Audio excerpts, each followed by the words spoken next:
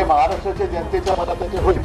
माझ्याकडे शिवसैनिकांच्या मनात कुठेही संभ्रम नाही आणि जे काही त्यांचे सुद्धा सैनिक एकमेकाच्या आमच्या संपर्कात आहेत त्यांच्याही मनात संभ्रम नाही। शिवसेना ठाकरे गट आणि मनसेच्या युतीबाबत उद्धव ठाकरे यांनी केलेलं हे एक मोठं आणि सूचक वक्तव्य आहे। गेल्या काही दिवसांपासून मनसे आणि शिवसेना ठाकरे गट यांच्यामध्ये युती होण्याबाबत चर्चा सुरू झाली आहे, परंतु उद्धव ठाकरे यांच्या या वक्तव्यामुळं म्हणजे महाराष्ट्राच्या मनामध्ये जे आहे तेच होईल अशी एक सूचक प्रतिक्रिया त्यांनी दिल्यामुळं आता ठाकरे बंधू खरंच एकत्र येणार का या चर्चांना बळ मिळताना दिसतंय।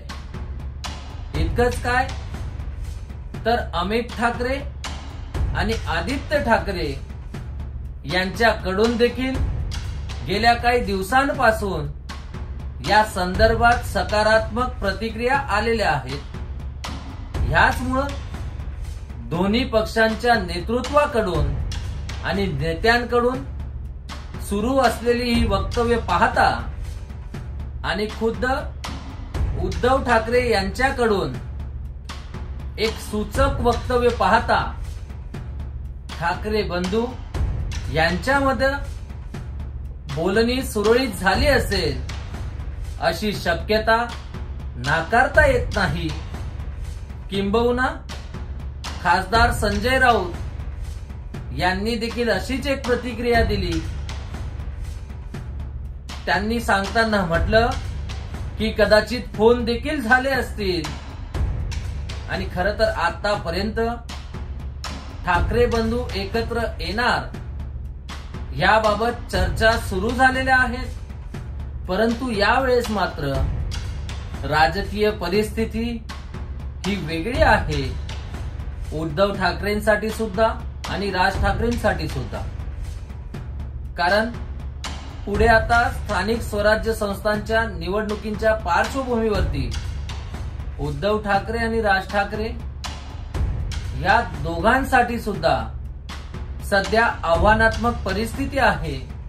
त्याचमुळं राजकीय परिस्थिती बदलल्यामुळं यावेळेसच्या चर्चांचा जो निष्कर्ष आहे तो सुद्धा वेगळा ठरू शकतो का किंवा वेगळा येऊ शकतो का अशी शक्यता नाकारता येत नाही।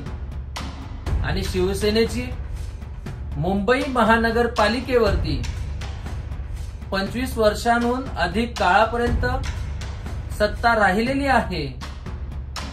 किंबहुना आत्ताची परिस्थिती उद्धव ठाकरेंसाठी राजकीय दृष्ट्या निश्चितच आधीपेक्षा वेगळी आहे। शिवसेनेचे 2 गट झालेत। एक शिवसेनेचा गट हा भाजप सोबत युतीमध्ये आहे, तर शिवसेना ठाकरे गट हा महाविकास आघाडीमध्ये सामील आहे।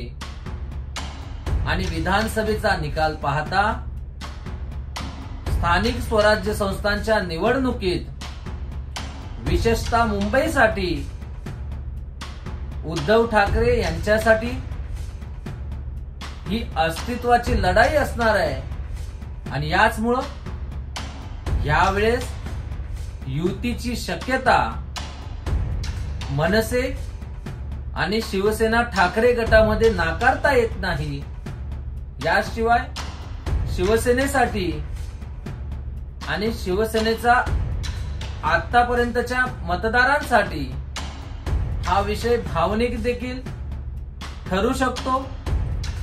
दोन्ही ठाकरे बंधू एकत्र आले तर मतदार हे शिवसेनेचे निष्ठावान जे मतदार आहेत त्यांची साथ दोघही बंधूंना नक्कीच होऊ शकते। यामध्ये दोघांनाही फायदा आहे। मराठी मतांचं जे विभाजन आहे ते काही अंशी होण्यापासून दोन्ही पक्ष एकत्र आल्यानंतर ही गोष्ट थांबवू शकतात आणि भाजपला याचा मोठ्या प्रमाणावरती फटका बसू शकतो. परंतु ह्या सगळ्या राजकीय रणनीतीचा बाबी आहेत.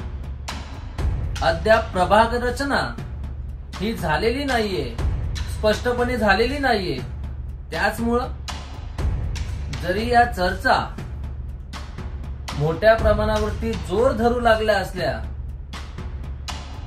आणि दोघीकडचं नेतृत्व त्याला बळ देत असलं किंवा देताना दिसत असलं तरी या चर्चांना सकारात्मक वक्तव्य येत असली तरी सुद्धा प्रत्यक्षात बोलणी ही कशा पद्धतीनं यशस्वी होते आणि त्यामध्ये देखील काय तडजोड ही दोन्ही पक्षांच्या नेतृत्वाकडून केली जाते, तडजोड करण्याची कितपत दोघही पक्षांची तयारी आहे, याशिवाय जागा वाटप जे आहे त्यावरून पक्षाचं नेतृत्व आणि दोघही पक्ष एकत्र येतात का, त्यामुळं काही नाराजी तर होत नाही ना किंवा उद्भवत नाही ना. अशा अनेक ज्या वाटाघाटीतल्या तांत्रिक बाबी असतात, कुठलीही युती होत असताना, कुठलीही आघाडी होत असताना, ह्या सगळ्या कशा पद्धतींना पार करतात, यांना पार करून उद्धव ठाकरे आणि राज ठाकरे हे प्रत्यक्षात खरंच युती करतात का हे पाहणं गरजेचं आहे.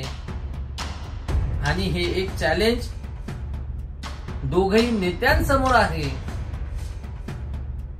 आणि त्याही पेक्षा जे आव्हानात्मक म्हटलं जातं ते म्हणजे दोघही बंधू आतापर्यंतचा एक इतिहास आहे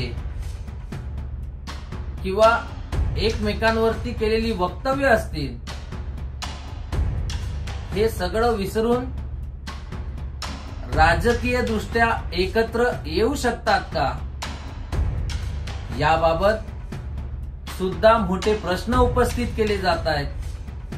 आणि यासोबत मराठी मतांचं विभाजन होऊ नये यासाठी ठाकरे बंधू प्रयत्न करू शकतात, कारण विभाजन होणार हे आतापर्यंत स्पष्ट आहे आणि याचा फायदा भाजपला होणार हे देखील स्पष्ट आहे.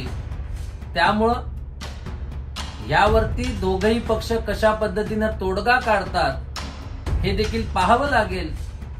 त्यामुळं सध्या या चर्चा माध्यमांवरती जोर धरू लागल्या असल्या तरी बरीचशी जी युतीसाठी जी काही प्रक्रिया आहे ती अजून बाकी आहे हेच आपल्याला दिसत आहे. जय हिंद, जय भारत, वंदे मातरम.